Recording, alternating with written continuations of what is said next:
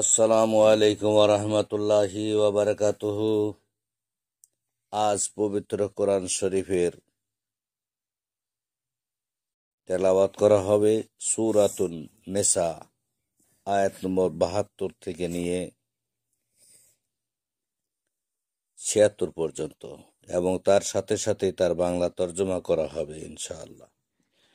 আল্লাহুম্মা সাল্লি আলা মুহাম্মাদি ওয়া আলা আলি মুহাম্মাদিন কামা সাল্লাইতা আলা ইব্রাহিম وعلى آل إبراهيم إنك حميد مجيد اللهم بارك على محمد وعلى آل محمد كما باركت على إبراهيم وعلى آل إبراهيم إنك حميد مجيد أعوذ بالله من الشيطان الرجيم بسم الله الرحمن الرحيم يا أيها الذين آمنوا خذوا حذركم فانفروا ثبات أو انفروا جميعا وإن منكم لمن لا يبطئن فإن أصابتكم مصيبة قال قد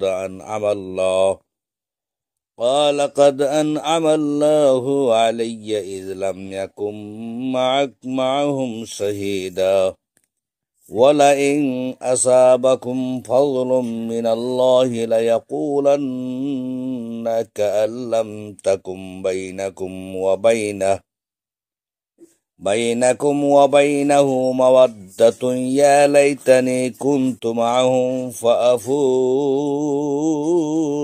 فوزا عظيما فليقاتل في سبيل الله الذين يشرون الحياة الدنيا بالآخرة ومن يقاتل في سبيل الله فيقتل أو يغلب فسوف نؤتيه أجرا عظيما وما لكم لا تقاتلون في سبيل الله والمستضعفين من الرجال والنساء والولدان الذين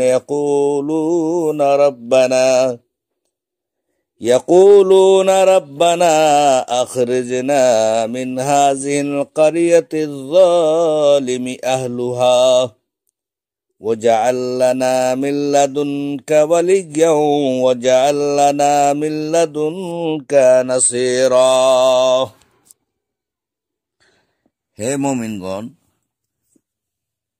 তোমরা তোমাদের সতর্কতা অবলম্বন করো, অতঃপর ক্ষুদ্র ক্ষুদ্র দল হয়ে বেরিয়ে পড়ো অথবা একসাথে বের হও।